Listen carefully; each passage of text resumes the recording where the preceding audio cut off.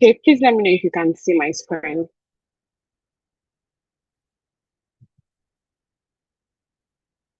Yes, yes, yes, I can see your screen. All right, so just a quick update on who we are. I'm sure if you've been here for some time, you would already know who we are at SWI. But just for the sake of those who are joining us for the first time, we are a faith based organization with the principal aim of igniting the success power within people with emphasis on the youth. So, I mean, which is one of the reasons why we started this session with prayers because we believe in God, we believe in we believe in the wisdom of the spirit and we understand that, and that's one of the reasons why we're saying we want to ignite the success power within people, right, backed by God's word, backed by insights from God, and our emphasis is on the youth. So if you look across the room, we have mostly youths here because we understand that this is a period where you get to learn so much, where you get to be, I mean, just achieve as much as you can. This is a period where you're trying to do so many things. So yes, we want to help you become all that you are, backed by God and His word. So, what's our vision? Our vision is to raise people of outstanding success for global relevance. If you look across the room, we have a lot of people who are super skilled in what they do, and we just want to be able to help you position for global relevance, not just in terms of branding, but in who you are, your substance, everything to position you for global relevance.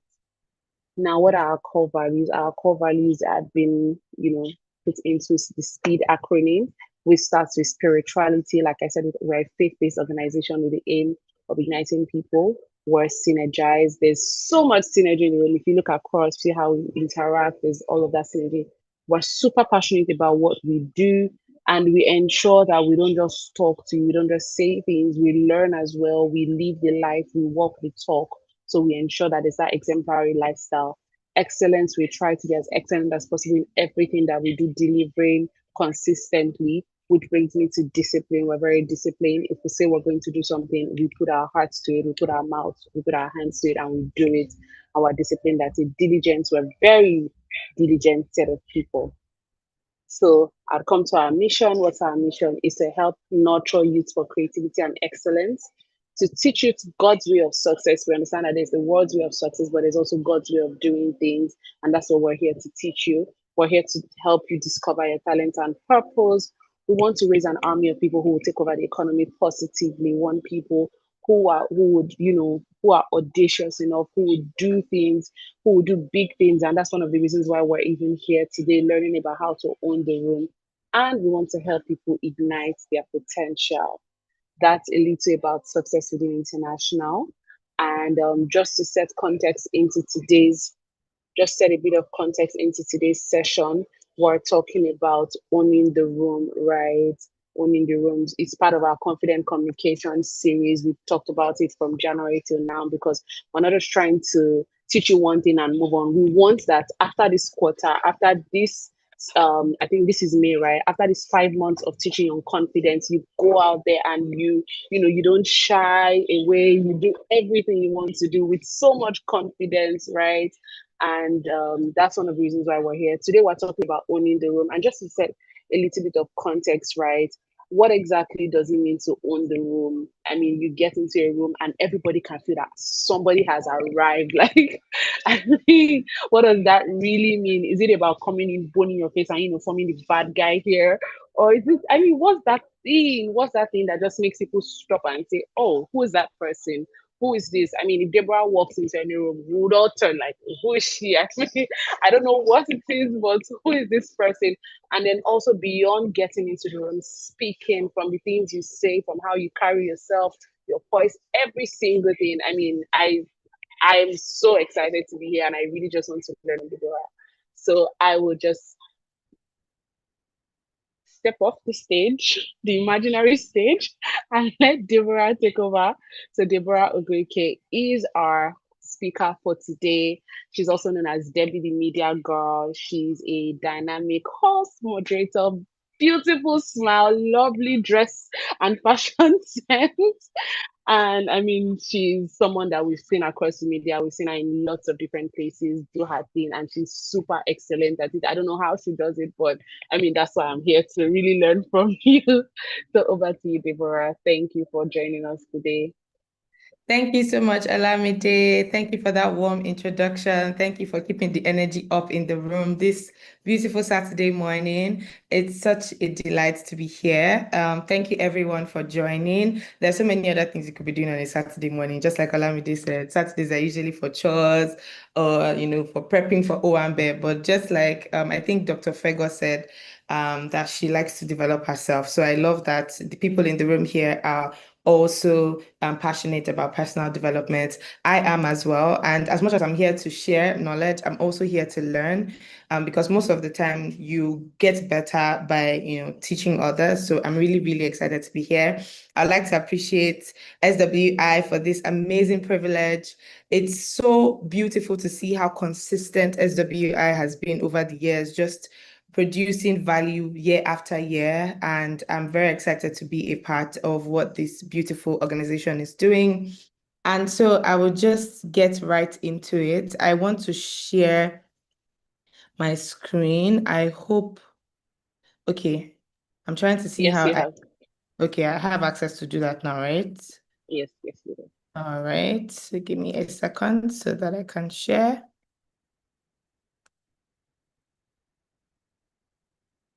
Um, okay. 1 second, I'm trying to,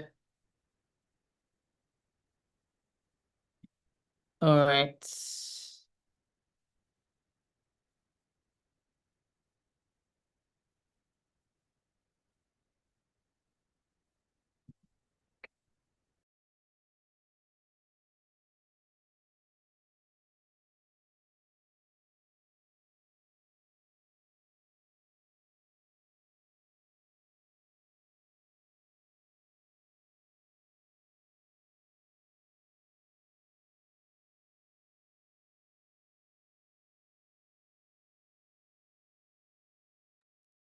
Okay, I think our speaker has a bit of network issue. Okay, she's back.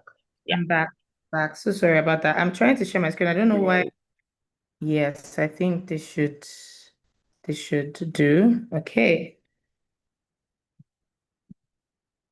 Um, just give me 1 second.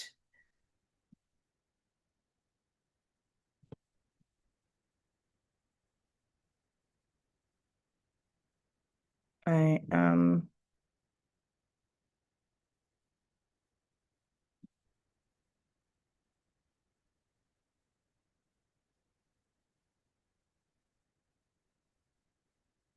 okay. Please don't forgive me. I'm just trying to make sure that the exact document I want to share is here. Okay. I think I'm good. Okay. Please confirm that you can see my screen. Yes, yes, you can. Okay. All right. So yeah, just like Olamide rightly said, today's theme for this Confident Communicator series is owning the room. And the sub-theme for today's session is public speaking, presence, and authority. So before we get right into it, I just want to introduce myself. Like Olamide has done a really good job, but I just kind of want to share a little bit about me. I know she's done introductions. People have said a little bit about themselves. So I said, let me do same. My name is Deborah Agrike, like she rightly said. I'm usually called Debbie the Media Girl, mostly because I am a non-practicing lawyer who ventured into storytelling and communications because I had a passion for speaking, for reading, for writing, for the media space.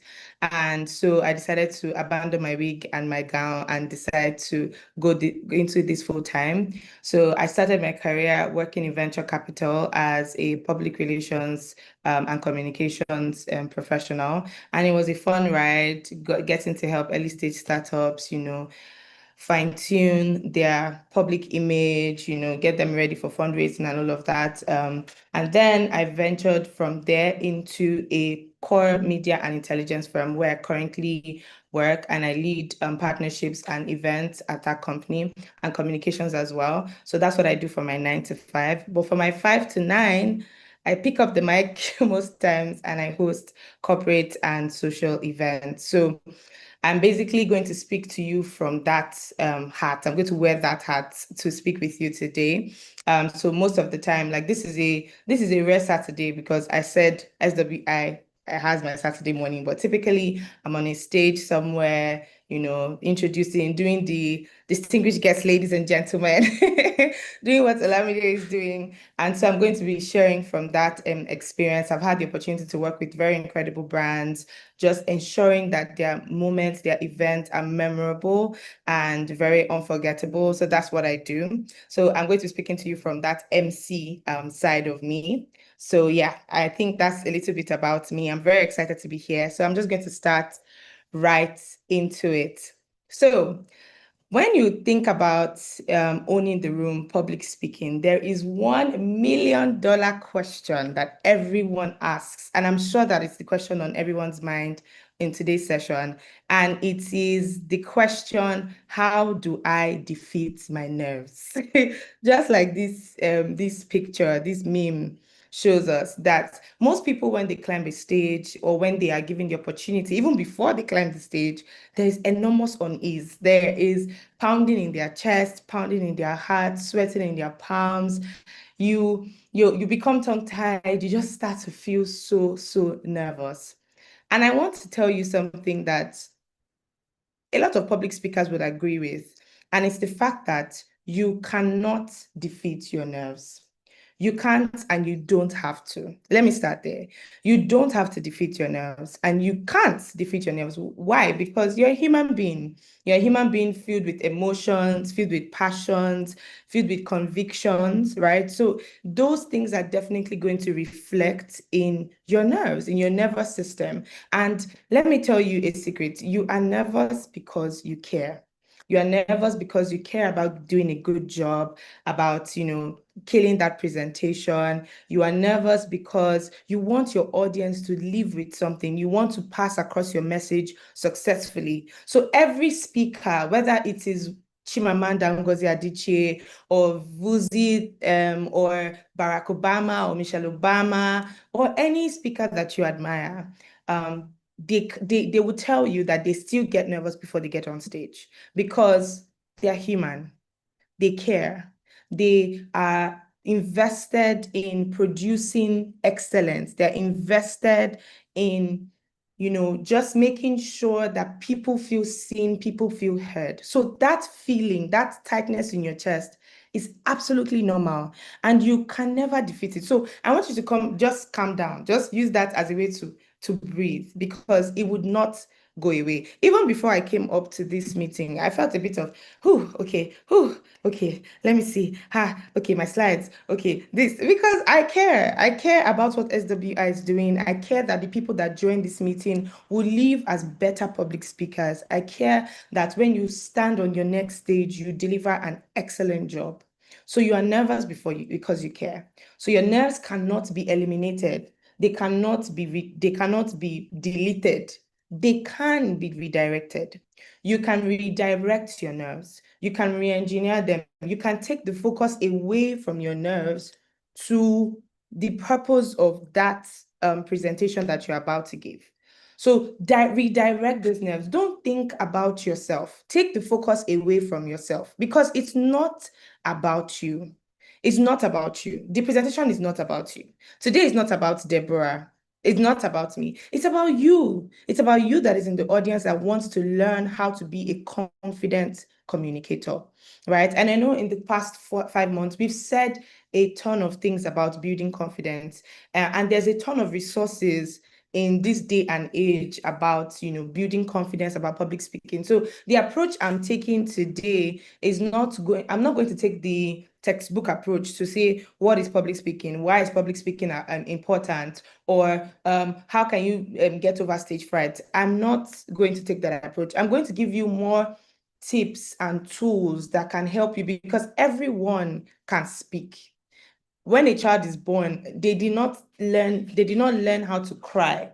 They did not learn how to they just opened their mouth and discovered that they could talk. So everyone can speak. So what I'm going to share today is just tools that can help you fine-tune that skill. own that skill and use it to your advantage, whether it is in your office, whether it is you want to become an MC, or whether you just want to become a person that is able to deliver messages effectively. So that's the approach I'm going to take. Then another myth that I want to kind of debunk today, before I get right into it, is that the audience does not want you to fail. How many of us have ever showed up to an event, whether it's a corporate event or a social event, and you are just waiting for the MC to flop, or you're waiting for the keynote speaker to fall on the stage? We're not witches and wizards. Nobody wants you to fail. Nobody expects you to fail. So if you take that mindset away from your head, if you take that the audience doesn't want me to fail, in fact, the audience is rooting for you. Whether it's a virtual audience or an in-person audience, they are rooting for you. Why? Because they came to that event, they invested their time. So they want you to deliver. They don't want you to waste their time. Do you understand? The same way, if you were a member of the audience, you would be interested in what this person is about to say. And to be honest, people care about themselves. They are concerned about themselves. They're not really as concerned about you. They are concerned about what they leave that place with. They are concerned about the people they will meet, what they will learn. They are not trying to set leg, let me call it that, for you to fail. So the audience does not want you to fail. The audience that is speaking to you or that is listening to you, sorry, does not want you to fail. They are rooting for you. They want you to spend their time wisely because time is currency. I come from the eastern part of Nigeria, and we say time is money. We don't want you to waste that. So the audience is rooting for you. They want you to win. They want you to blow them away. They want you to give them information they've never heard of before. They want you to inspire them. They want you to inform them. They want you to educate them, to entertain them, whatever the context is. So the audience is actually rooting for you. So those two things are what I want to start with today. You cannot defeat your nails and you shouldn't have to, but you can redirect them by taking the focus off you and focusing on the audience. And then I'm seeing comments. Don't root. I know they are rooting for you, they are supporting you, they are celebrating you, they are cheering you on because they're human beings. Like they want you to succeed, right? So those are two things that I want to kind of start with today. So I'm now going to give us a framework on how to own the room. So we've talked about, we've talked about those myths, and now I'm going to give you the pointers, and I've put them into three pointers. The first one is know the room. Know the room. This, when I was preparing for this, the meme that came to my mind is, what are we here for? I don't know if you've seen that viral. And then Aki Apopo Abizi, Aki Apopo now that says, swear that you don't know what we're doing here. So the first thing to do is to know the room that you're walking into. Know the room that you're walking into. And how can you do that? The first way to do that is to ask yourself, what is the goal of this session? What is the goal of this presentation? I know that I'm in the room with professionals that are working across different walks of life. As we were introducing ourselves, I saw that there are project managers, there are doctors in the room, there are different, there are even CEOs, entrepreneurs in the room. When you're given an opportunity to speak, whether it's on a panel, whether it's a keynote, whether it's a virtual session like this one, what is the goal? Is the goal to inspire people? Is the goal to inform people? Is the goal to educate them? Is the goal to charge them up? Is the goal to cause them to reflect and think about themselves? Is the goal maybe a technical session, and like maybe you're Dr. Fego and you want to educate, maybe take a session on women's health? What is the goal of that session? What is the goal of the organizers of that session? You need to ask them, what do you want to achieve with this session? What is one thing that the audience wants to take away? It's important that you know this so that you can determine the tone, right? Determine the tone, the language, your energy.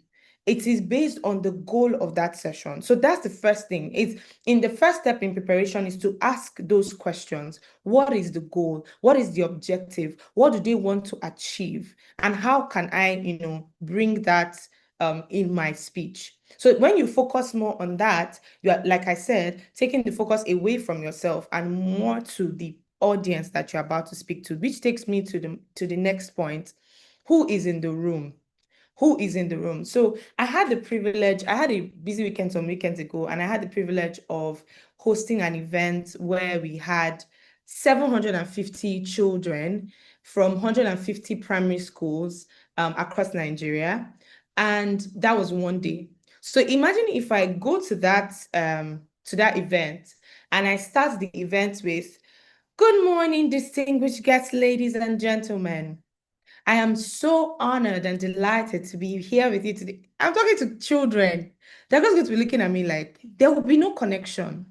There will be no engagement from them because it doesn't work for that audience. So who you have in the room, who you are speaking to, your audience, it shapes your tone, it shapes your language, it shapes your energy. So the next day, I now had a master class that I was hosting with young Nigerians. So I could go that route. But when I was, speaking to children, I had to start with, "Hello, children, hello, kids." And my energy had to be up, had to be high.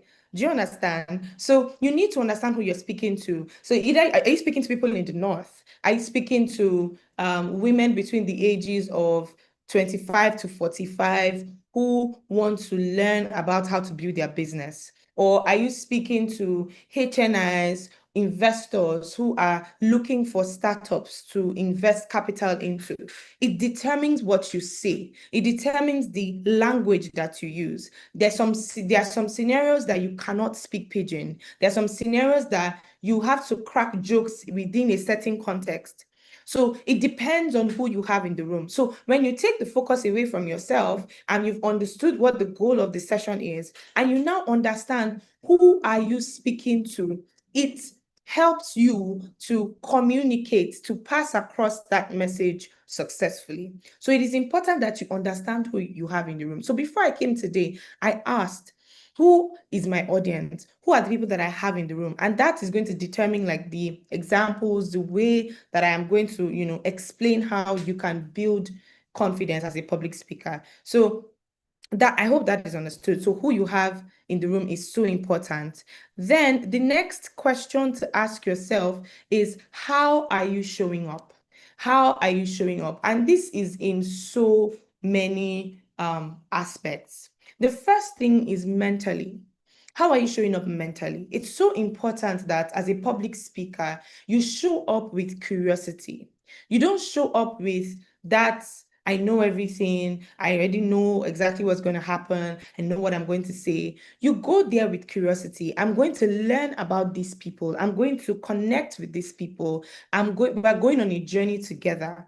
It is important that you lead with curiosity and you don't focus on perfection. You're not trying to impress or give a performance. You are showing up with curiosity about the people in the room, about the subject that you want to share about. And then how you show up is also reflects in your appearance, what you look like. See, they say that when you look good, you feel good. And I absolutely agree. One of the ways to ruin your presentations as a public speaker is not even to forget what you want to say, is to show up in an uncomfortable outfit, or to show up to not, maybe there was a dress code and the dress code was black tie and you wore jeans and a shirt, or you were like, that's it. No matter how confident, no matter all the affirmations you use, even if you're so well versed in that topic you're about to speak on, if you did not show up with the understanding of the goal of the session, the people in the room,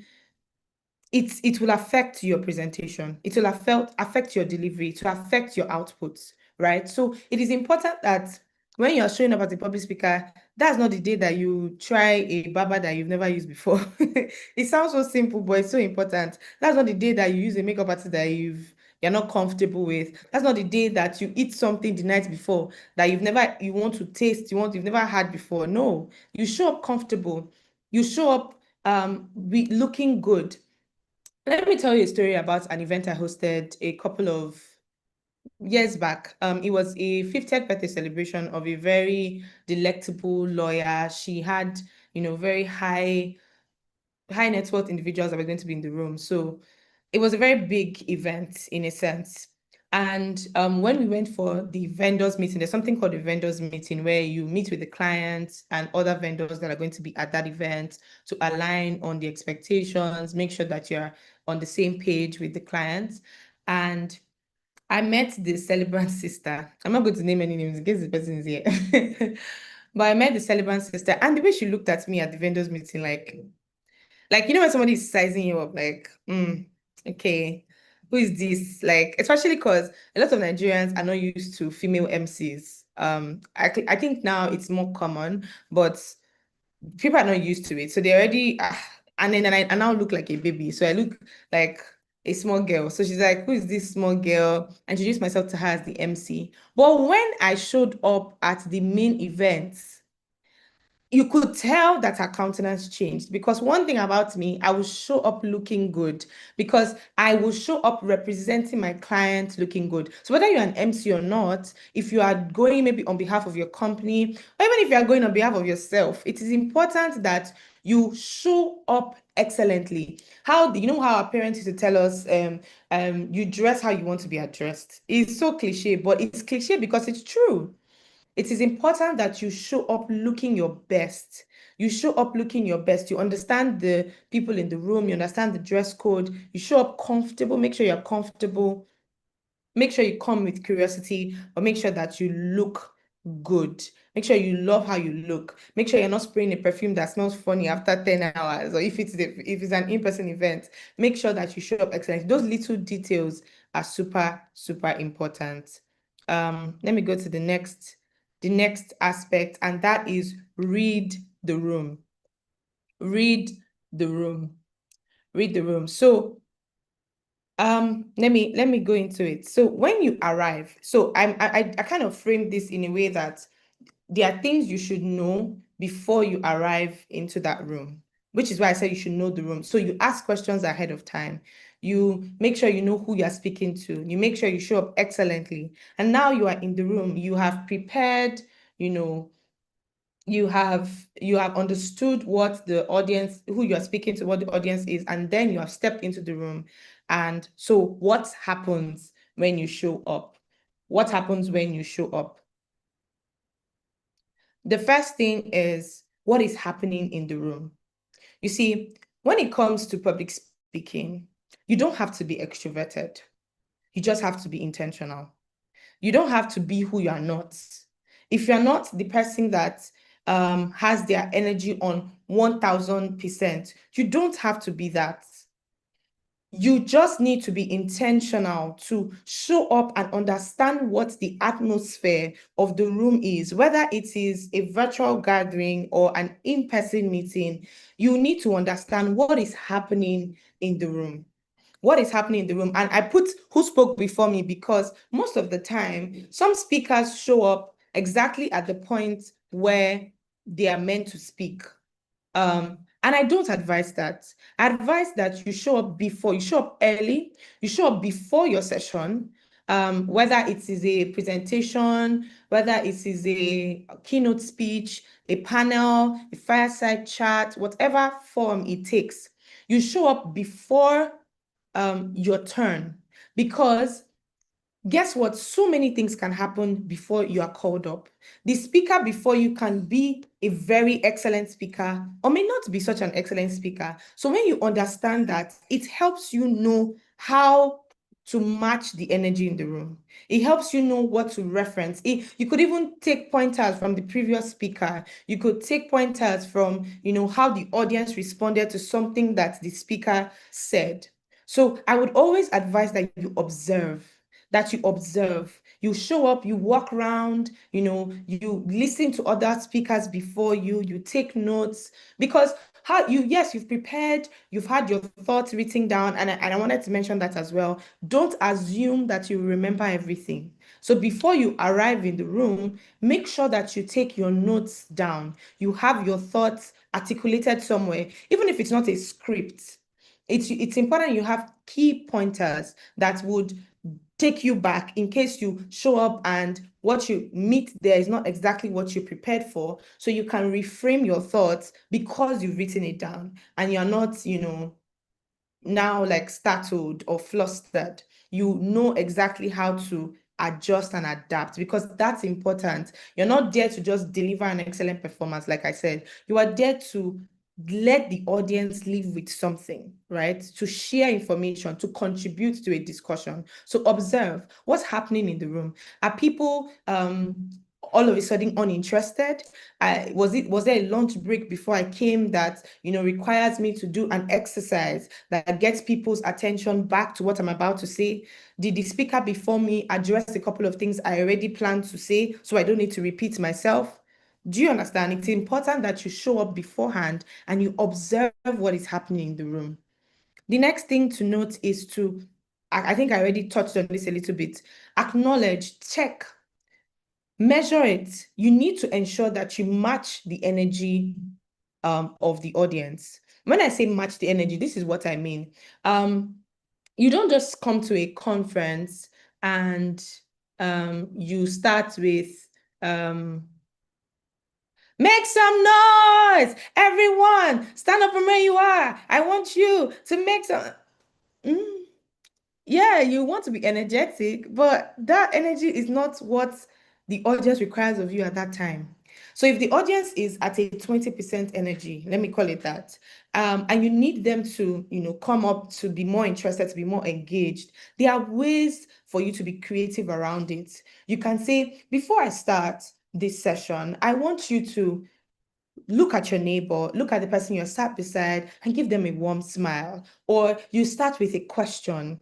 How many of us here have ever, raised funds before for their business? And then you get the attention immediately. That way, you're not necessarily trying to be who you are not, or just trying to have be pumped up, try to be energetic. No, what energy does the audience require of me? So, like I said, you don't need to be extroverted. You just need to be intentional. So you are, yeah, yes, you're not going to come there and sound like you're just having a one-on-one conversation with your friend, just having a bedroom conversation, you're just talking privately. You're going to sound more elevated. You're going to sound more excited, but you're not going to come and just blow everybody out of the hall with all your because you want to appear extroverted, you want to appear like you're confident.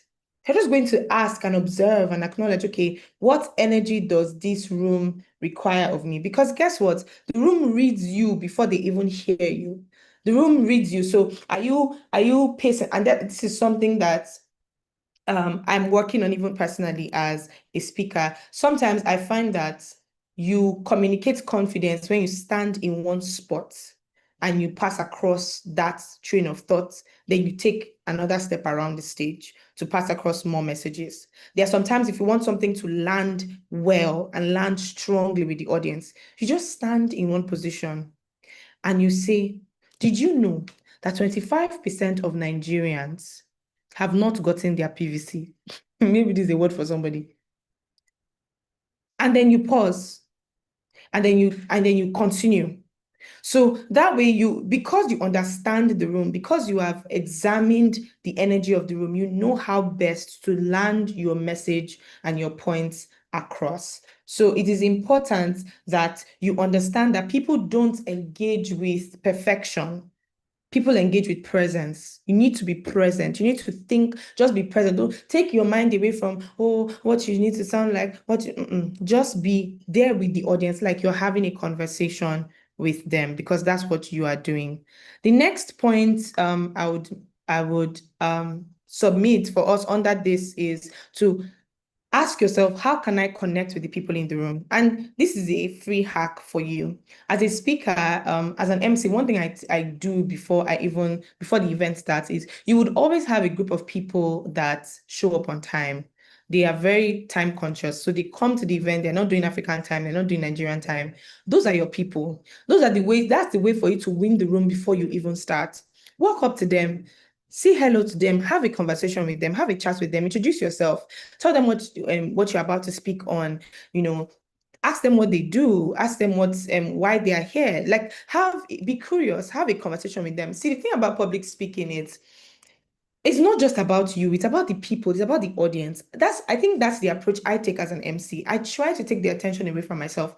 I want to make sure that the people that are here get as much value for their time as possible. So I think of ways that I can do that. How can I make this person feel seen? Those people are your best friends, because when you start on that stage, you already have familiar faces that are smiling at you. You know, I remember I said that the audience is rooting for you, right? There's no wicked audience. There's no, except there's no, they are not witches and wizards, right? They are rooting for you. So how can you connect with them? Go and ask them, give them a compliment, ask them, what do you do? Oh, well, how come you're here? What do you want to gain from this? How is your business going? Just ask them different questions, different conversation prompts. Lead with curiosity, because the goal of public speaking is to connect. The goal of public speaking is to pass across a message. And if you don't connect with the person that you want to pass that message across to, it won't land.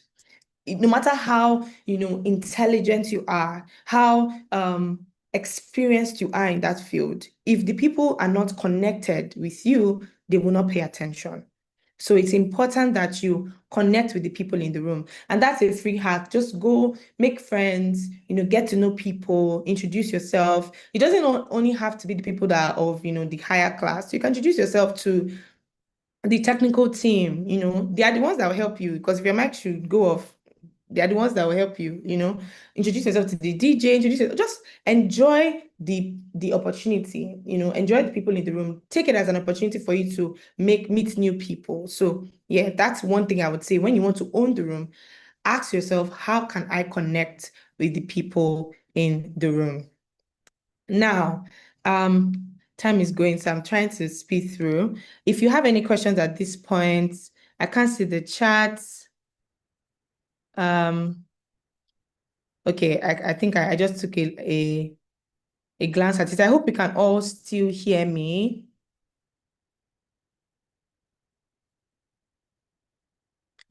Okay, I'll just proceed.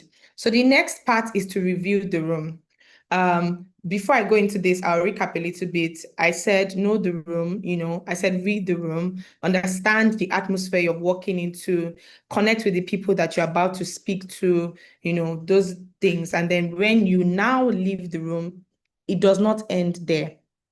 There needs to be relentless contemplation, like this meme says, when you leave the room. And let me tell you how to do this. The first question to ask yourself is, what did I do well? You see, a lot of us are more likely to criticize, beat ourselves up, say, oh, I shouldn't have said this way. Oh, why did I say that? Why did I start like that? Oh, I forgot this thing I was going to say. Guess what? Nobody knows your script. Nobody knows what you're about to say. The audience does not know. Nobody here knows my slides. If I forget to say something, you cannot beat me, because you don't know what I was about to say. So it is important that you shift your perspective away from why didn't I do this, to what did I do well? What did I do well? Because guess what? When you have proof of, excellence, you are training yourself in confidence. When you have proof of excellence, you are developing that self-trust. Let me call it self-trust. You are giving yourself evidence that you can do this. So what did I do well? I like the fact that I smiled at the beginning of this presentation. I like the fact that I showed up on time. I like the fact that how I answered that question. I like the fact that I managed my time well when I was giving this presentation. What did you do well? Start here always. Start with what you did well.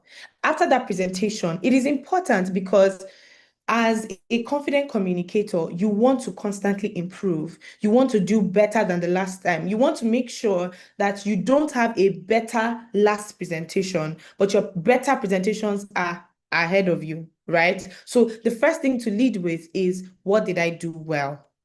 And then you now ask yourself, what can I do better? I don't even like that I put it as weaknesses here, because I wouldn't call it that. It's just not what did I do wrong. It is such a mindset shift to what can I do better. So maybe next time when I'm on this stage, I would pace myself. I wouldn't speak so fast.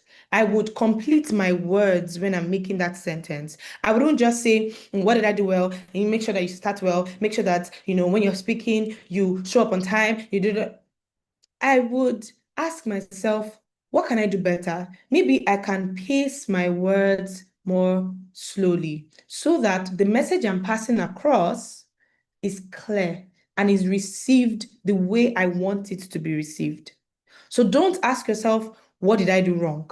Why did I not do this? But what can I do better? Think about it as you are giving feedback to a friend.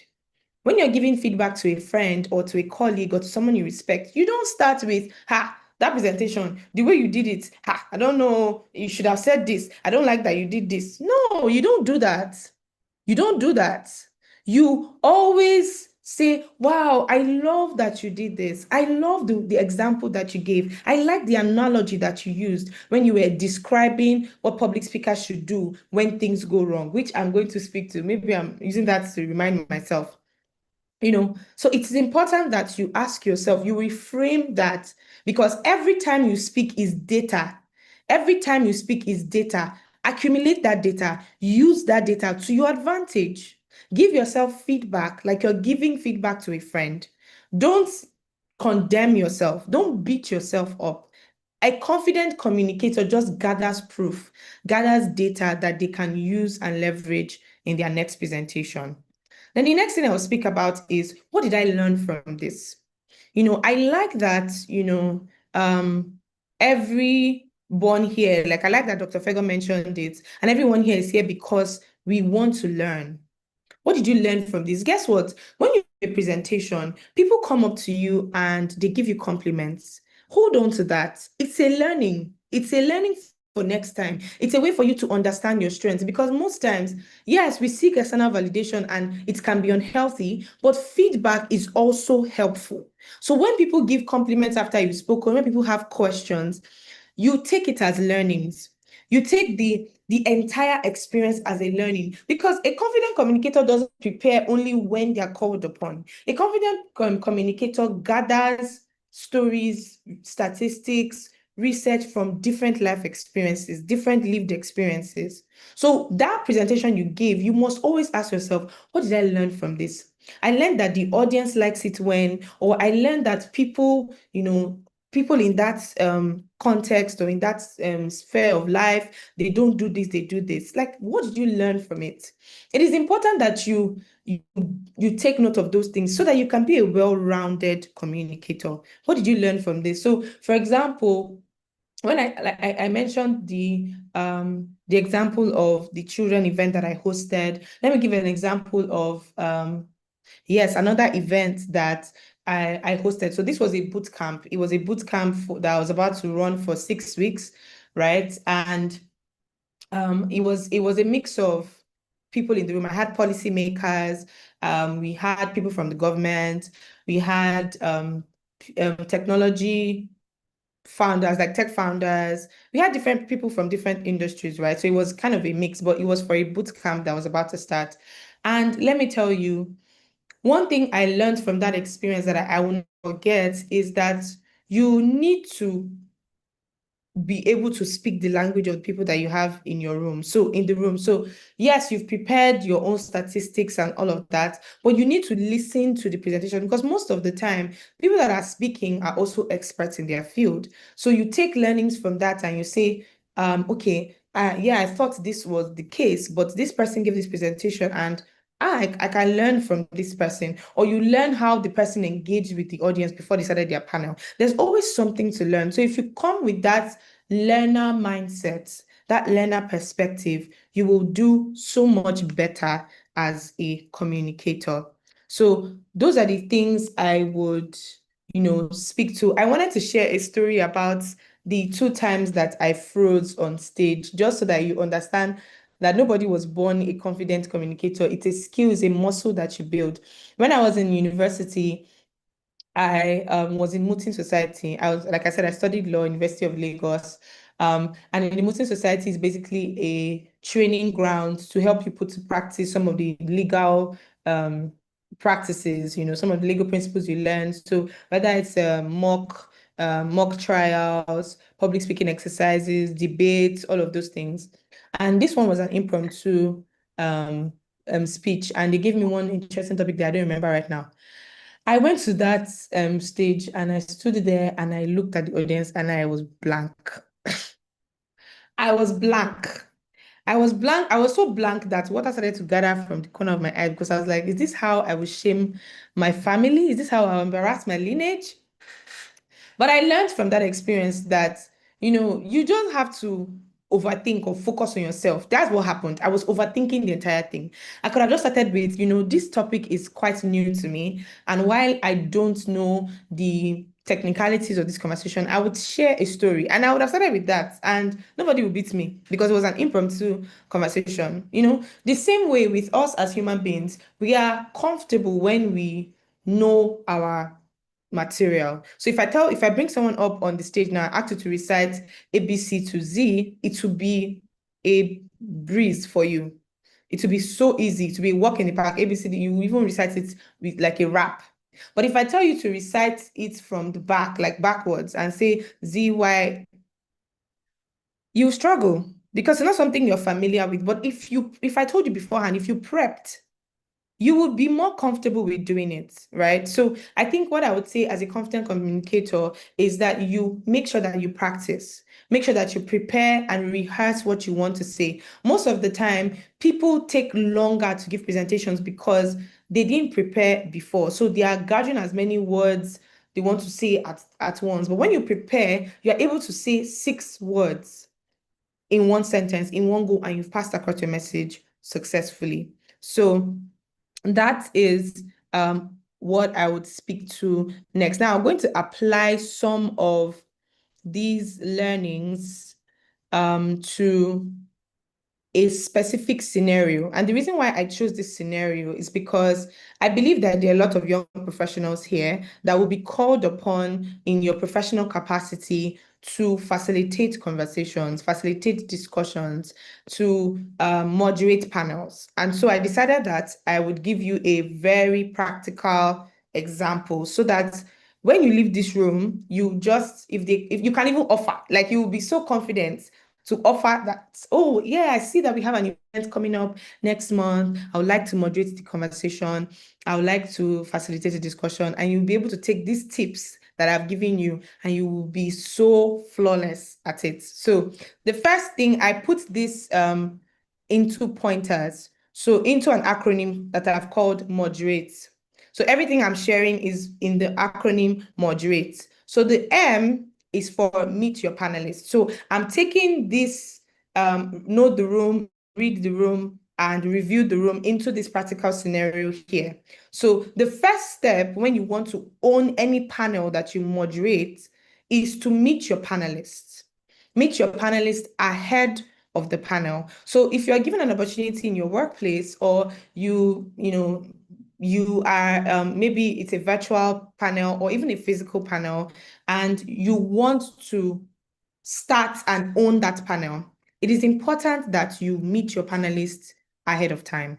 It's important that you meet them, connect with them, get to know them, have a conversation with them, ask them how they want to be introduced, ask them what they do. I mean, you already know about them beforehand. I expect that you would have read about them, you would have, gotten yourself familiar with their work so that when you meet them to have a conversation with them, you have some, familiar ground. You're not going there asking them, oh, what do you do when you should have known what they do, right? So meet your panelists. And under this point, I would also add that you mind your position. So the M is two-pronged. It's meet your panelists and it's mind your position. So when I say mind your position, I essentially mean that you should position. So if it is an in-person panel, remember this is a practical class, right? It's an in-person panel. You make sure that you sit at the edge, not at the middle. So this is a hack, right? For owning the panel. This is important because when you position yourself at the end of the panel table or at the end of that panel arc on the stage, it gives you an aerial view, a full glance of all your speakers at once.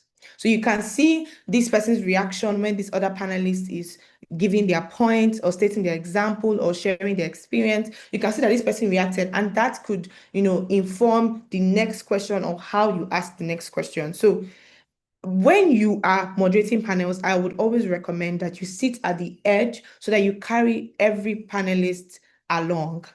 You sit at the edge. So you're not, so let me give this scenario. So if you're at the middle, you just only be looking at these panelists here because you're just focusing on them. You're not seeing what the other panelists are. You lose them. You lose the other panelists because you are only focusing on them.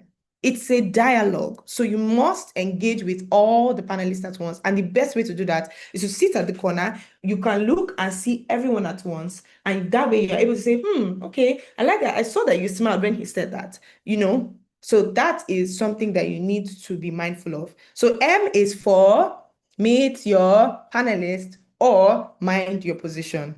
Now, O is for observe. Well, own your technicals. I'm going to say observe your technicals. Own your technicals. And this basically means that you get your technicals in order before you go on stage.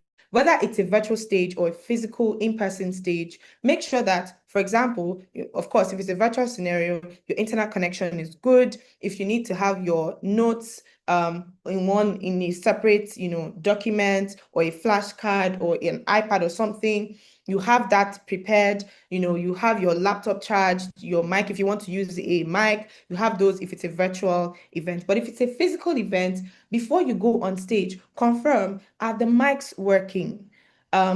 What kind of mic are we using? Are we using a handheld mic? Are we using a lapel mic, where those ones that they wear for every speaker? Does every speaker have a mic? Is there a mic on the chair of every speaker? It is important that you know these things. Is the sound good? Are the chairs steady? Guess what? Anything can derail a conversation, especially technical difficulties. If you've been at an event, you would agree with me. So it is important that you have that mental checklist. When you go up, if you are moderating that panel, you are kind of partnering with the event to ensure that that experience that the audience is about to have is seamless. So make sure that you own your technicals, get your technicals in order. That's what O stands for. So D is don't read bios. And this is a little bit controversial, but it's something that I've discovered with, my experience with hosting events over the years. And it's the fact that, yeah, you ask for bios are in advance. It's important. You ask for it in advance. You read it. You familiarize yourself with the speakers, like I said. You know them, what's their experience. It's important because it would inform who you ask what question, right? Read it, understand it, but don't come to the panel reading the bio. So this is, let me just paint the scenario. This is what typically happens. You are at the event, an in-person event. The MC for that event has said, oh, we're going to be moving now into our first panel session for today. And today we're going to be learning about owning the room. And on this panel, we have seasoned professionals, public speakers who have garnered their experience, who have a wealth of experience that are going to share with us how we as business owners, we as young entrepreneurs can leverage public speaking to gain visibility, whatever the case of what the MC says, and the MC introduces you. So we have moderating, driving, shaping this conversation. We have today Kate Ajayi. So they introduce Kate Ajayi, and she comes up on stage. Most of the time, the MCs introduce the moderator first, and then the moderator is now tasked with the, or is given the task to introduce the other panelists. Sometimes the MC makes your life easy, and he just introduces all the panelists.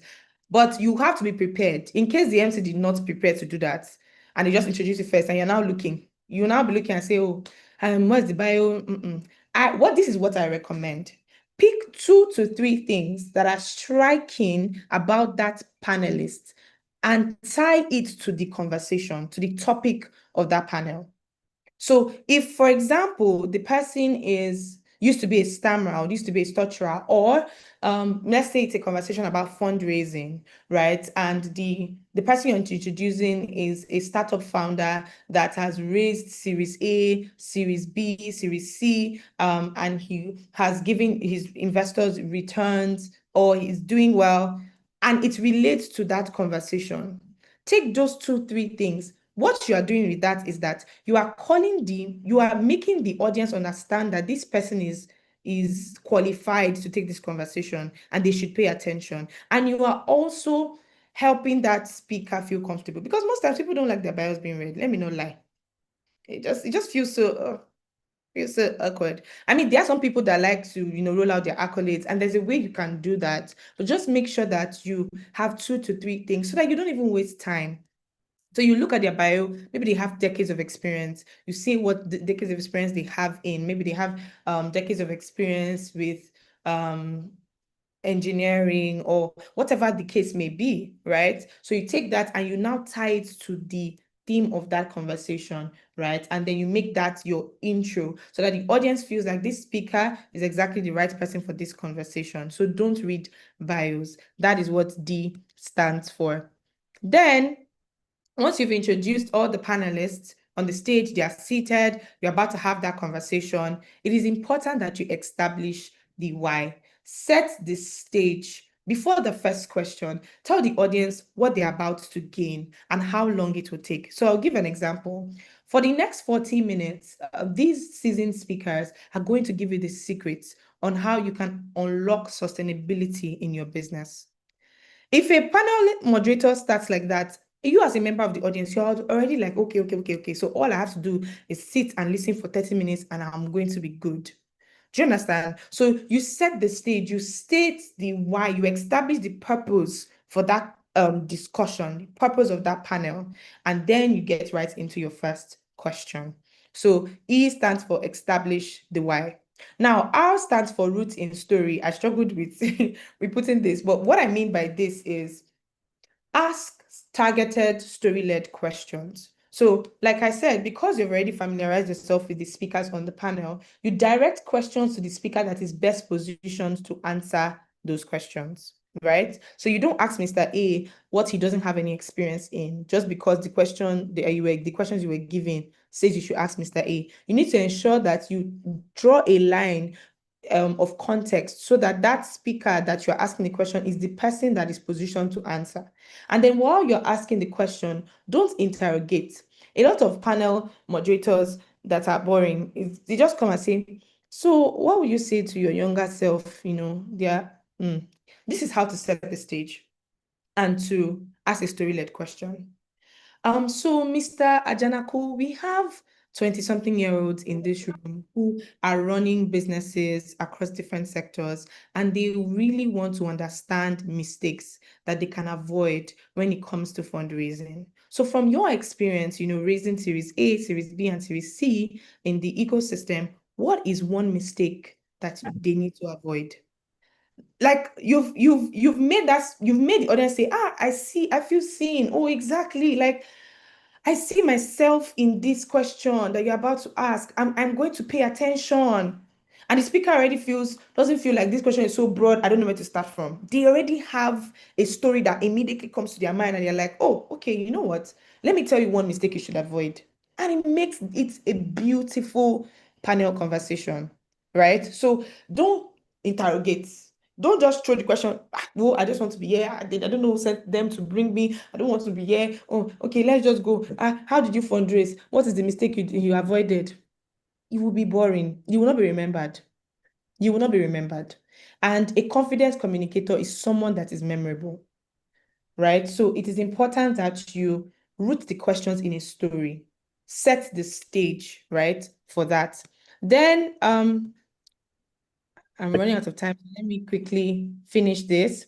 Anchor every insight. So what I mean by this is a good communicator is a good listener. So when you're moderating a panel, you must listen to the panelists. Don't be there just nodding and just saying, but you don't remember what the person is saying. Actually be present. Remember that you're not focused on delivering an excellent performance. You are leading with curiosity. So when it comes to a panel, you want to leave with something, you want to learn, right? But you want to also be able to draw insights from what the speakers are saying. So after each speaker, pick one key insight, one key line, name it, call it out, that the audience can bring their minds to. Because guess what? When a panelist is speaking, she or she they are sharing stories, sharing different experiences, they're saying a number of things at the same time. And so you want the audience to feel, okay, this is something I can take away. And a good way to also do this is, let's say the audience says, give your, maybe I don't know, I'm talking about investment, but when the person says, nurture the relationship with your investor. So you can even say, while you're, maybe that's the entire point of what that speaker just said.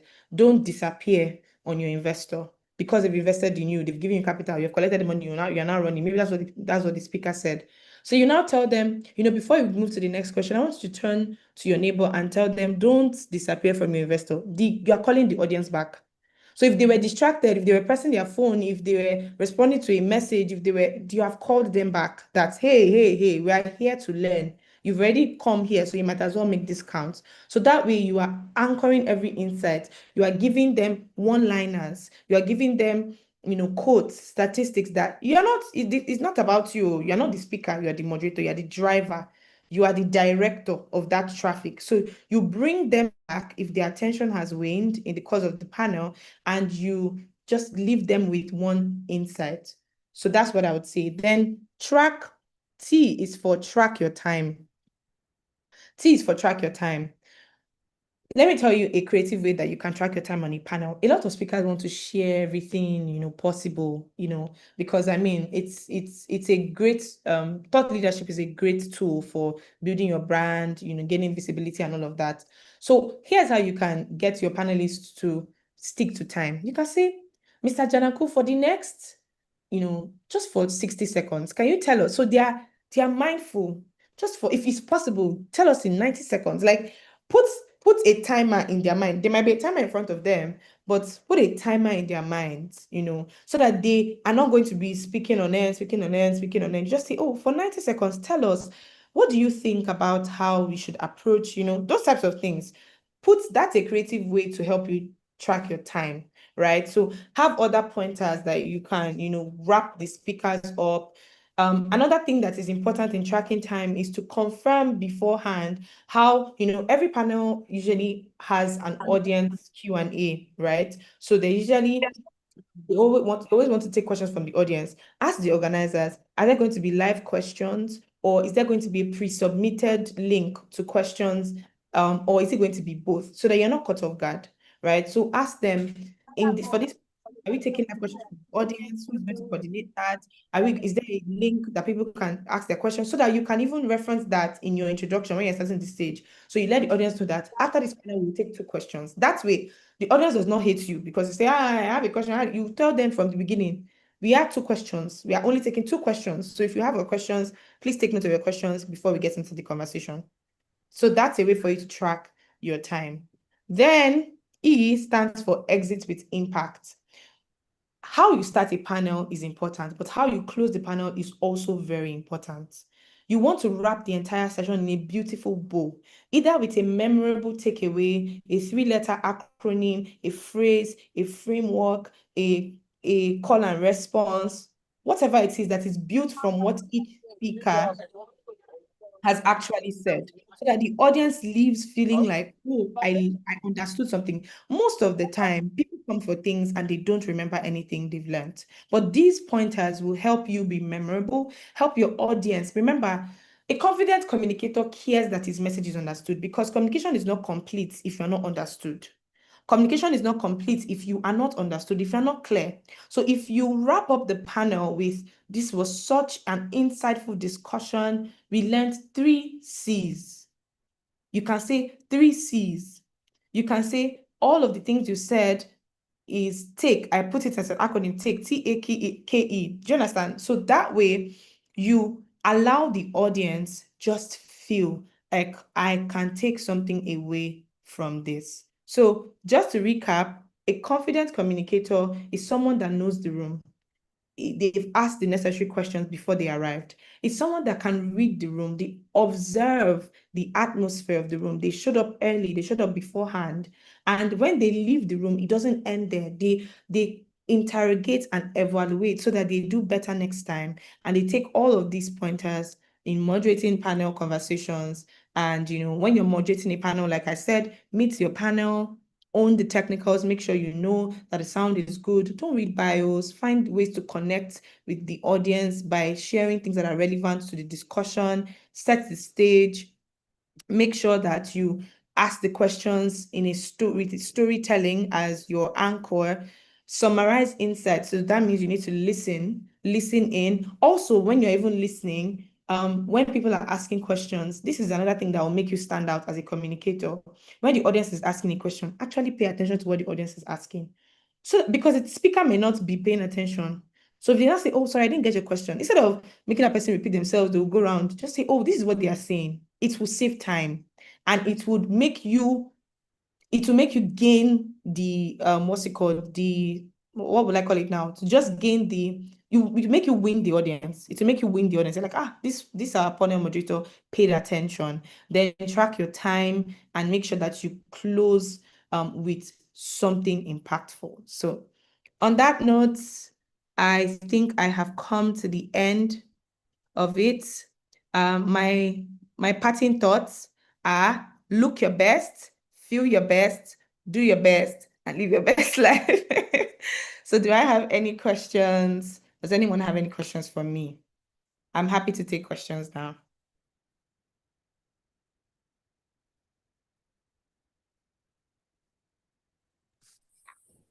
Hi, Deborah. I Hello. don't have a question. This is Kate. I don't have a question, but I just wanted to say thank you. I think this was such an insightful session, and it was so practical for me because this week I had the opportunity to, I'd say, give some sort of speech, and then I also had the opportunity to invite people to a stage for a fireside chat. And, when you said assess yourself, I just gave myself feedback, asked myself what the strength of the session was, what I liked about it. I did all of that practically, and I was just writing down based on everything you said. I also was assessing myself. How did I introduce these people? Did I read their bios? I mean, I tried to put together some interesting facts that I heard about. I knew about these people that was connected to the conversation. So thank you so much. I think this was really practical. I think one takeaway for me would be around anchoring every insight. Sometimes the attention is on yourself and you're not even listening because you're probably thinking of the next thing you want to say. So I think that's one takeaway for me, to listen, lead with curiosity, like you said, listen in, take the focus off yourself and just enjoy the moment. So thank you so much. I think this has been so rich. I loved every bit of the conversation today. Thank you. I'm glad. I'm rooting for you. I hope your next panel session is even better than the last one. Does anyone have any questions? I can answer generic questions. Maybe you want to know how to get over H factor or how to, whatever it is, you can ask me because it was a short time, so I didn't want to cram you with so much. I just hoped that these tools could help you practically. Just immediately you have that opportunity to stand on a stage, whether it's virtual or in person, you'll be able to take these tools and do a fantastic job. So do we have any more questions? You can raise your hand if you have a question or just unmute yourself and go ahead to ask.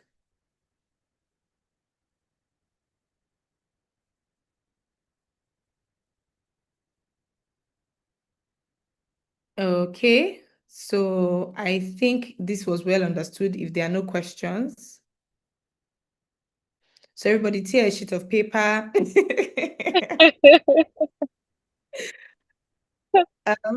Okay, Olamide. So maybe a question Okay. here. Okay. Sorry, Andy. So what No are worries. your thoughts on, because in this part of the world where I am, I find that a lot of people, like even at work, when they're making presentations, they tend to read from like they tend to make scripts and read like word for word. But for some reasons, I don't feel like that connects with me. Like I know when someone is reading a script and sometimes they're not even hiding it, right? But I feel like it's usually more impactful when you're speaking from your heart. But then I understand why they're also trying to write their scripts because they don't want to go on stage and forget. So what are your thoughts on that? And do you have any advice on how you can prepare in such a way that you're not reading, you don't have to read a script, but then you're still delivering something powerful? So I think that's one. The other one would be around, I've seen TED Talk speakers, right? And then these guys give like beautiful speeches. But I'm just wondering, like, did they cram everything word for word? Like, how do they do it? Maybe you could just share some insight on those 2 points. Thank you. Okay, that's a very, very good question. Thank you so much, Kate. So I think the questions are related. So there's a balance to it, right? So let me tell you the kind of public speaker I am, the kind of MC I am. And I think Pastor Thomas can relate to this because we've worked together on a stage before. And he's always like, hey, this girl has come with her flashcards, with her scripts, with her different things that she wants to say. I find that because, and it's over time that I've built this muscle, I find that when I am preparing for a presentation, whether it's I'm a moderator or I'm the MC or I'm just giving a speech, it's very helpful to design what you want to say beforehand. So, for example, when I was preparing for this, I designed my slides, but my slides are not so verbose because I don't expect to be reading from my slides. It would be boring if I did that. So my slides were light on the messaging, but I had my notes. I had things I was going to expand on, pointers that I wanted to mention, examples. I was like, yeah, let me mention this example, right? And when you do that, especially when you write it yourself, you are more familiar with the material than just, reading from it. So let me break it down this way. So, for example, you have a presentation you're supposed to make. Maybe you have a keynote speech. There are people that actually read directly from it. There are two things that can be done. Some people read, and there's a way you can read something that doesn't seem like you are reading and you are boring. Do you understand? There's a way you can deliver a written Yeah. script. Everybody knows that, okay, you are reading from it, you are reading from this thing, right? Everyone knows, but it is in the delivery. And the only way that delivery can be done well is if you had rehearsed ahead of time how you want to say it, because nobody knows what is in that script. So they don't know whether you are going to say improve instead of perfect, or they don't know that you are going to say practice instead of rehearse, but you have that as your guide. And so if you are reading from it, what I would recommend is deliver like a performance. So even if you're reading from it, add more life to it, add more energy to it. Some people can't memorize for the life of them. And I believe that everybody can if we stretch it. I mean, we used to do memory verse in school. We used to do what's it called? We used to memorize different things in primary school. So that brain is still there. So we can actually train ourselves to memorize things. But even if you can't memorize, maybe it's quite long, it's a long speech or it's a technical conversation, you can deliver that script with life. For example, at the AMVCAs that just happened, I got the opportunity to attend a couple of years back, I think at the 8th edition, because I was doing red carpet interviews for Amstel Malta. I did not know that the hosts had a teleprompter in front of them. Like, I always thought when I used to watch it online that they were just saying everything from their heart. And I was so shocked to find that there was a teleprompter. But there's a way that Wow. they deliver it that it doesn't seem like they're reading. It's rolling right there, but they are saying it with so much life. So the next category of awards will be presented by someone that has played such a key role. Like they will say it with life. You're reading it though, but there's a way you can deliver and add more life. So if you're the kind of person, or if it's a kind of speech that needs to be read, there's a way you can deliver it. And the only way that delivery can happen is if you're familiar with the material. You've looked at it multiple times, you've rehearsed multiple times, you've said it more than once. So your brain is familiar with it. So your mouth knows even even knows the next line before you even have to glance at it, right? So if that's the case, that's one thing I would say. But then if you're the kind of person that wants to speak from your heart, I would still say have your thoughts in pointers, right? Because you go there and anything can happen. The reason why it is important to have that thought in pointers or have your scripts is because, first of all, it could happen that maybe your notes, what's it called? Your notes disappears, your battery dies, something technical happens, your slides are not showing, but you familiarize yourself so much with it that you can carry on. You can carry on without so for example, if my slide stopped working here, I know what I was going to say next and I will carry on, right? So you're not crutching, holding on to it as your script as a crutch, like I must be. You sound like a robot, right? At the same time, have your thoughts so that you are not going out of scope, so that you're not spending way too much time. So that's the balance, and I hope that answers your question. Yes, it does. Thank you. Okay. Thank All you right. so much. Okay. All right. I'm seeing a question from Kolajo. I don't know if I'm pronouncing it well. Please forgive me if I'm not. It says, I once moderated a panel session where 3 or 4 panelists didn't show up. Oh, wow.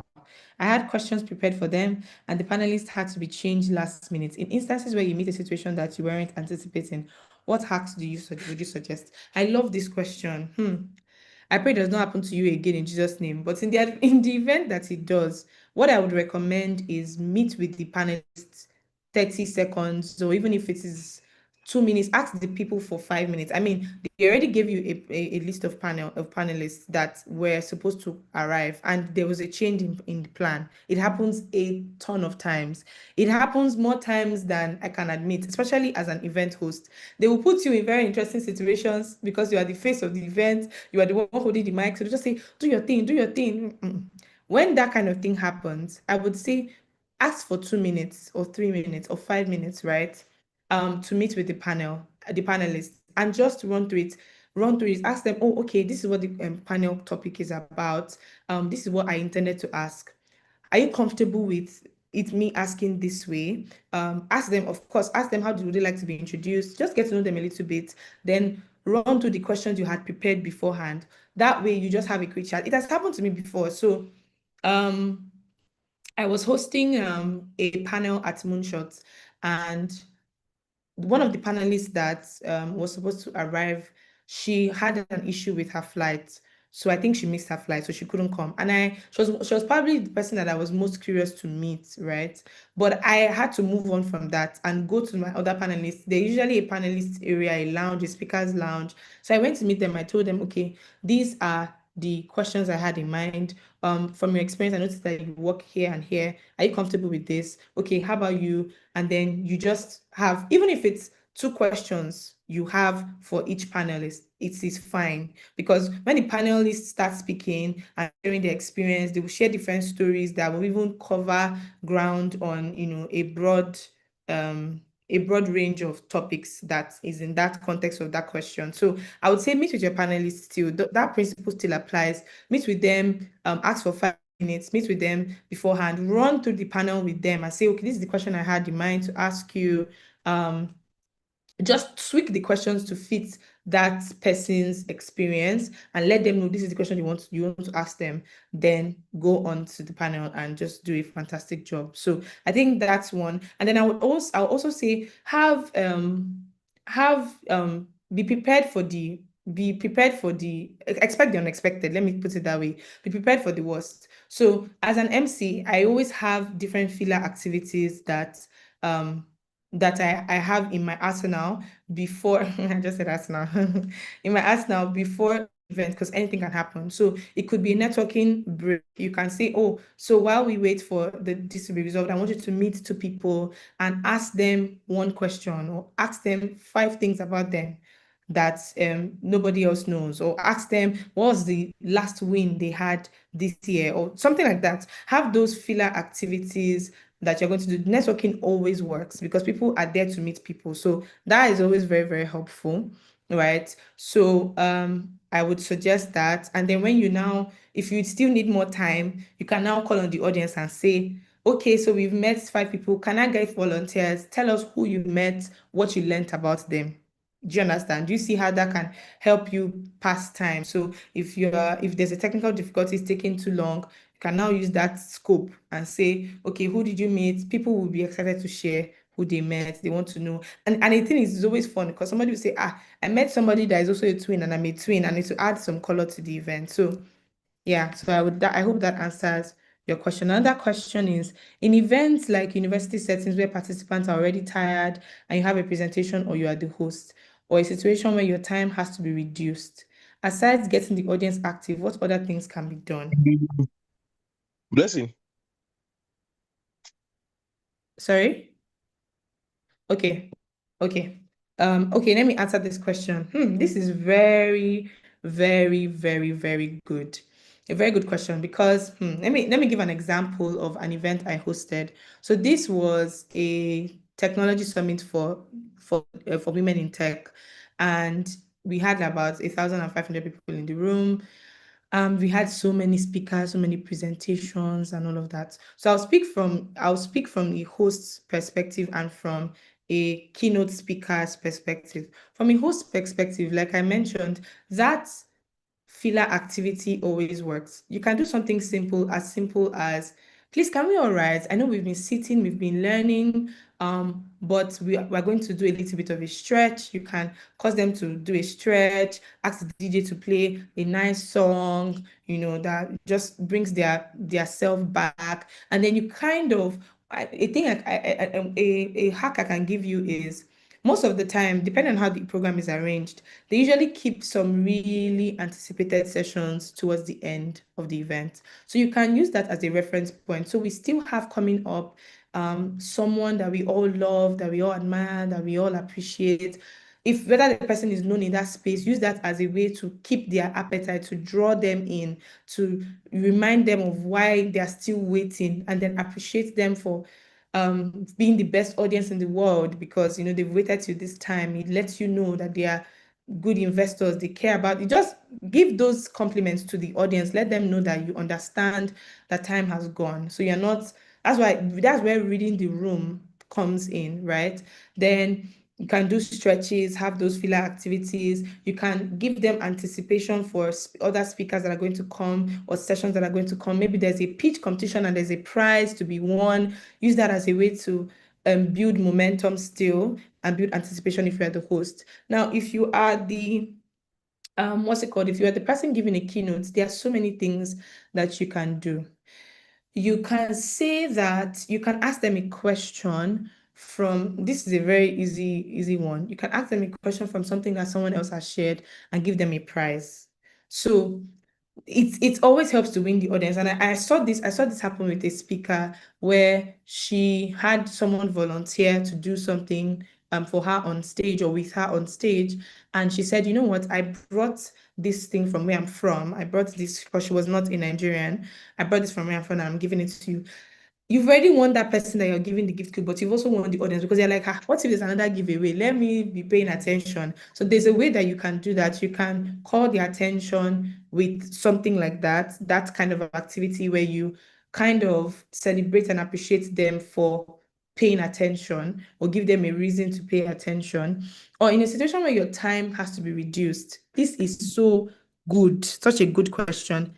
I think the knowing the room ahead of time will help here.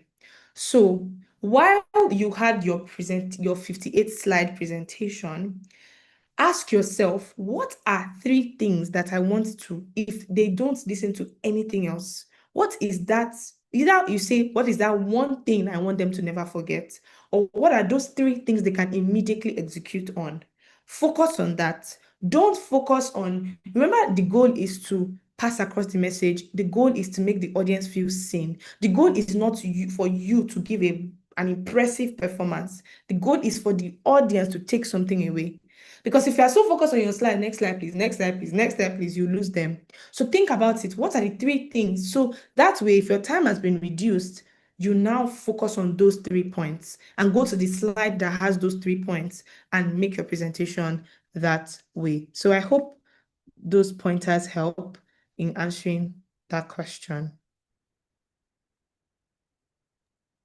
Thank you so much, Deborah. That has been super helpful. So I wanted Yes. to just ask a question around you have your presentation ready, you have your pointers, you have everything, and then somewhere in between you just start rambling. I mean, for example, you've had, okay, so this is me bringing it down to maybe high stakeholder meetings or whatever, and then you've already done your prep, you've done everything, but somewhere in between you just start rambling. That's an interesting one.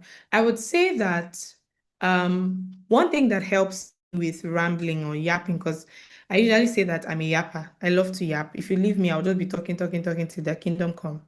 But one thing that I would say that will help with it is paying attention to yourself, being present, listening to what you are saying, so you know when to stop. Because a good communicator knows when to stop. You're not just showing off, I can talk, I'm confident, I can speak. You know when to stop. So a good thing to note is to just pay attention to yourself.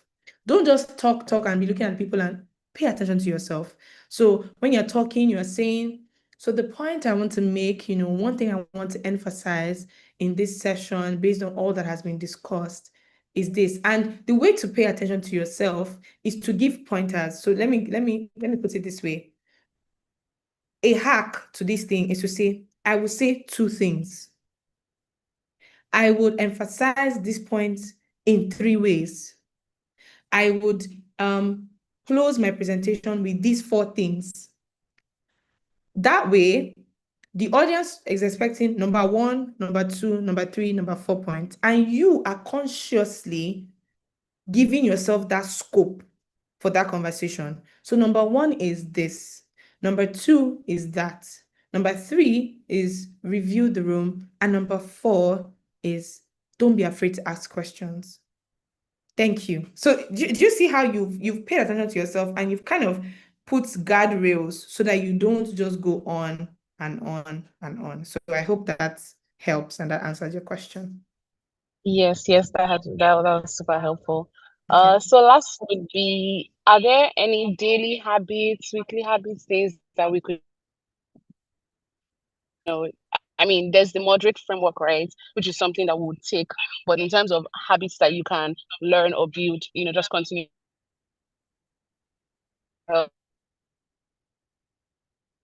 Okay. Okay, can you hear me? Because I think I lost you for a bit. If you can still hear me, can everyone do a thumbs up if you can hear me? Okay, awesome. Okay, daily habits. Daily Yes, habits. yes, Daily, Deborah, I can hear you. okay, awesome. Daily habits. Okay, so one thing I would recommend is something that Kate even mentioned. Watch TED Talks. Watch when you're at events, pay attention, because I don't want to give you a list of things that will not be difficult for you to integrate into your life. You already attend events that people speak at. Take note of what you liked about the speaker. Take note of what they did that made it so memorable for you. Take note of that and actually take notes, like actually take note and say, okay, I like the person, that person did this. What did the MC do that you do not absolutely like? Oh, I will never do this. What did the speaker do that you absolutely loved? Take note of it. Then watch TED Talks. It's something I'm developing personally, and I should do more of it. Just, watching people speak. Even when you read books, if you're a person that is an avid reader, take note of how the writer is, moving, transitioning from one point to the other. Take note of how the person moves from one chapter to the next chapter. So those are daily habits. And then I would say practice, right? So don't wait till you're ready. Let me call it that. And I think that speaks to the kind of question that this person asked, and I would address it outrightly. But let me say, take advantage of opportunities around you. So if you're at the office and they have like monthly all hands meeting, volunteer to host a segment, if that's how it works in your organization and you are given the opportunity, volunteer to do it, practice. No matter how many TED Talks you watch, how many things, you never know how good you are or how much you need to improve until you try, you step into the ring and you try. Then this question of taking up speaking engagement, even though you're not really prepared for it.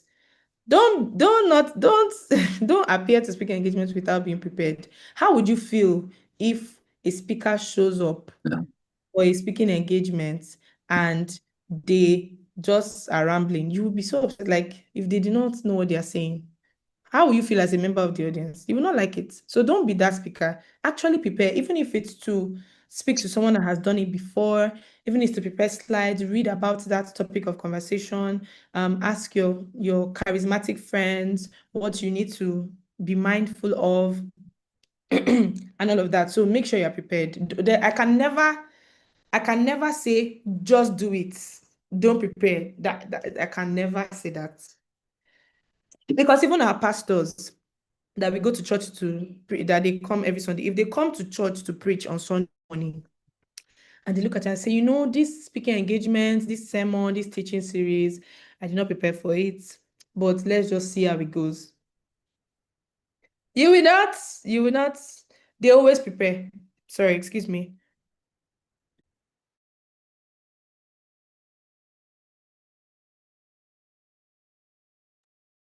The passion in my voice has taken over, but always prepare. I think that's the summary.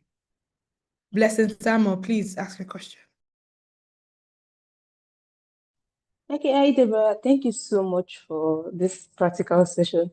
I have two questions. One, when you say prepare, do you mean like actual practice, like you now speak what you would say on stage, like you say it out loud? Like do you really have to say it out loud before saying it on stage? And then my second question is, how do you in a case where so I anchored a webinar last week, and then there was a time somebody wanted to ask a question, and a question of 1 minute started going to like 5 minutes. The guy was teaching already, like he took over the whole thing, and there was no way I could say, "Oh, please, can you?" I didn't want to like stop him, and it got to a point where when I now said, "Oh, thank you so much," and someone now typed in the comment section that you should have let him finish. And this man was already speaking for so long. He had asked his question, he answered himself, he told us stories, and yeah. So how do you tell someone to, that time is up when they're asking questions? Very, very good, because we live especially if you're in Nigeria, and Nigerians, we love to yap, we love to give you gist, we love to give you a story, we want to shine in the moment. So I understand your question. So the first aspect of your question is, when I say prepare, what do I really mean? See, I actually mean go to the front of the mirror or to stand somewhere and say what you are going to say. Actually, like that's what I mean. I mean it exactly as that. It sounds weird, but if you try it, it makes a world of difference. I promise you, it makes a world of difference. So, for example, let me whip out I'm trying to find an event I hosted recently, because I'm bringing my iPad here. I have a script. So let me do for when I was introducing someone on stage, and I think it was Trisha Biz. I think it was Trisha Biz I was introducing. Let me look for it. Just give me a second. Yes. Okay. So this is what I had planned to say. Now, the next speaker that we're going to be listening to is someone widely known as the Business Fixer. And I think that title fits her perfectly, because she is not afraid to tell entrepreneurs the truth. But this is literally what I wrote. But that's about networking, about marketing, pricing, systems, leadership. She's the kind of person that would cause you to pull out a spreadsheet on Instagram and break things down so that your business can excel. She has over 15 years of experience, spoken across stages in Africa, Middle East, and North America, helping entrepreneurs and organizations unlock measurable and sustainable growth. This is what I wrote to introduce her. And if I just read it for the first time on the stage, it will show. But if I come there and I'm like, our next guest is widely known as the Business Fixer, because I I'm able to see whether it's about marketing, pricing, systems, leadership. She is that one person that every entrepreneur needs to listen to if they want to achieve sustainable growth in their business. Do you see how it makes a difference? You will practice it. The truth is, preparation makes a world of difference, and rehearsing. And I used to underestimate this thing until I listened to one of my mentors, Ike Osakedua. He says he still rehearses. Of course, he has done it for years, so it might not be as as intense as somebody that has not done it in a while. As this is his bread and butter. He does it every day. So you can wake him up and he would introduce a high level person. But still, it is important that you rehearse. That way you just have a full sense of what you're going to say so that you don't end up just rambling, like Olamide said. Then how do you get someone to, ask a question in a concise way? I'll give you practical hacks. As an MC, one thing I do is that if there are questions in the audience, let's say I'm not moderating a panel, I'm the MC, and then there's a live Q&A. I will hold the mic to your mouth. I will not give you the mic. I will hold the mic. I will not give you if it's not virtual, I'll hold the mic. I will not give you the mic. I'll hold it for you so that you know what you need to say. You need to say it in 30 seconds. And I would actually tell you before I give you the mic or before I give you the opportunity to say the question that we have only 35 seconds. You have 60 seconds to ask this question. Once the 60 seconds are up, we'll have to move on. We'll have to proceed with the event because we have so much to cover today. Do you understand? You let people know that we need to be mindful of time. So just tell them that we don't have beforehand, or not the one that you not tell them before, you not start collecting money from them. If you not tell them before, you are already putting yourself inside problem, right? So let them know that you only have 60 seconds to ask this question. We can only take 2 questions. We want everyone to have an opportunity to share their questions. So I hope that helps. So hold the mic. Tell them the amount of time they have to ask that question. It's okay to interrupt them. So thank you so much, sir, for sharing that. We would have loved to learn so much more, but we have to move on, and so that we need to get other people to ask their question as well. If they feel bad, say it in the most polite way possible. That's just say it with a smile on your face. And then if possible, afterwards, you can meet them and tell them, oh, that you're so sorry, you didn't give them a chance to ask question, and life continues. So I hope that helps. Okay, awesome. Do we have any more questions? Amazing. To think people didn't want to ask questions at the beginning, but it just keeps rolling in. I think I see another one here. Okay. Okay, so I think this is the last question we'll take. She said we should tell people ahead because I want you to go have your nice Saturday. I love it. But Okay. yes, This I is remember moderating an event. Let me just go through it here. I remember Okay, moderating in my student association that had the attendance of students, lecturers, and other guests. I mispronounced the names of some of the personalities on 2 separate occasions. That was how I had learned their names since I knew them. I had to be corrected by some members of the audience, and it affected my confidence for a while, considering that I prepared considerably for the event. How do I handle this kind of situations? Oh, I really love this question. And I can relate so much because I can be a perfectionist, and I have a bad habit of beating myself up when I make a mistake. The first thing I would say is I would address before the mistake, then when the mistake happens. So before the mistake, one thing I would recommend is to go to the speakers and ask them to pronounce their names themselves. So recently I hosted a masterclass that had chefs from all over the world. So their names were very interesting. So I had to go and meet them. And I said, please, can you pronounce your name for me? And then I will pronounce it back to you so that you will correct me if I did not pronounce it well. If I don't have the opportunity to meet the speakers beforehand, I ask organizers for voice notes.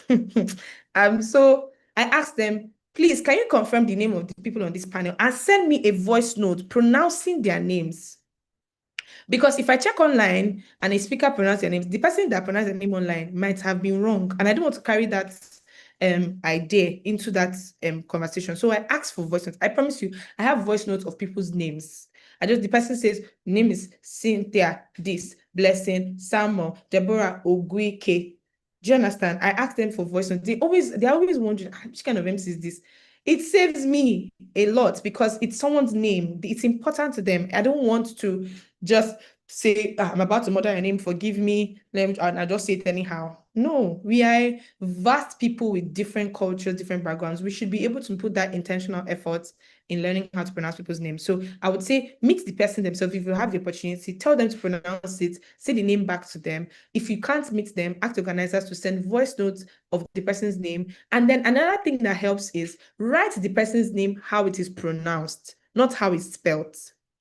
So if somebody's name is Kolajo, like write it in a way that you can.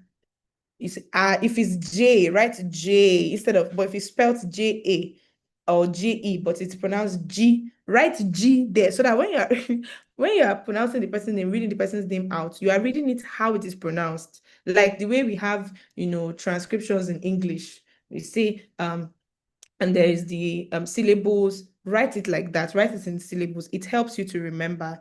Then ask the people. Then when it happens, just apologize and move on. Like the reason why I was talking about how understanding the goal and taking the focus of yourself, it helps you to be more forgiving if you make a mistake. And remembering that the audience is rooting for you. That's why they corrected you. Oh, this was not the right way to say it. Or sometimes what I hate is, somebody, because the organizers, for example, happened to me at an event I was hosting. The organizers told me that he's a chief. He's a chief. And I said, I've called him chief, this one. He now came to the stage and said, he has not become a chief yet. I was like, but they told me that you are a chief. I mean, I don't want to, it's better that I called you what you are not than I did not say chief at all. So I took that L, and when he came back, I corrected myself. I said, who knows, maybe it's a sign that, you'll be getting a chieftain, and everybody laughed. I just tried to move on from it, but move on quickly. You are not a robot. Even AI used to make mistakes. So don't be so hard on yourself. If you mispronounce it, the next time you pronounce it, when you get off the stage, ask for the correct pronunciation and then pronounce it correctly again. So I move on. So I hope that answers your question. Ooh. I'm glad that first of this session was live on YouTube, so we can all go back to watch and watch, because there's been a whole lot of things said here. So thank you so much, Deborah, for honoring our invites, for giving all of yourself, because this is literally what you would pay for. So thank you for this session. We're grateful. To the community, thank you for making it engaging. I loved it. People kept my smiles to the end. Thank you. And see you next month on another edition of Breakfast Meeting. If you're on the community, you get the updates. If you've ever registered for any of our meetings, you'd also get the update on the next session. Thank you. Just to recap, she talked about the Moderate framework. The Moderate framework is your go-to, and it reminds me of what we to the prep framework. So moderate is meet your panelists, mind your position, which is basically where are you seated, how are you positioned, can you see everybody, are you able to understand their reactions, own your technicals. You don't need to read bios. I think we've talked about this a number of times. Establish the why are you there, what's the takeaway that you want people to get. Root in story. This also references what we talked about last month with the examples. Always find something relatable that people can see themselves in. Anchor every insight. Track your time and exit its impact. Ensure that people are living with something, like they say drops mic. Yes, so you need to you need to have something strong with that. So thank you guys for joining in. You'll definitely be getting emails from us reminding you of this, rooting for you. This is SWI, your biggest cheerleader. Thank you. Thank you Have a so lovely much. Thank Saturday. you so much, Olamide, for being a fantastic host. I'm so proud. I'm learning from you. You kept us so engaged. Thank you so much for doing a fantastic job. Thank you all for all your amazing questions. I really am glad that you were able to take something from this session. Thank you, SWI, for this opportunity. I had such a good time. I feel so energized and I'm very excited. I'm rooting for all of us to become better and more confident communicators. Thank you so much. Thank you.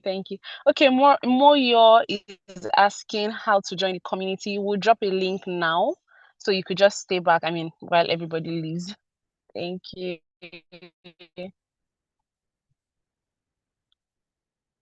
Bye, everyone.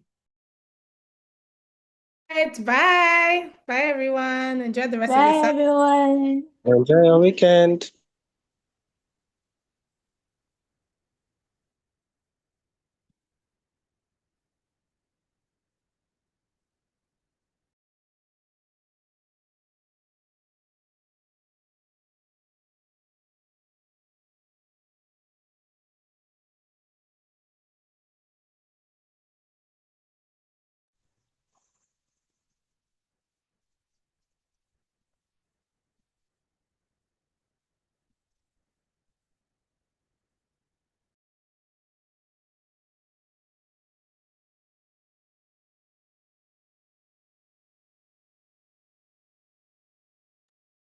Hi, Moyo, and any other person interested in joining our community, please, if you could just reach out to us on Instagram at SWI_online, we would be sure to add you to the community. So SWI_online on Instagram, and would add you to the community. Thank All right, you. Olamide. Thank you very much. Yes, so I would also just drop it in the comments in the chat box. Yes. Thank you.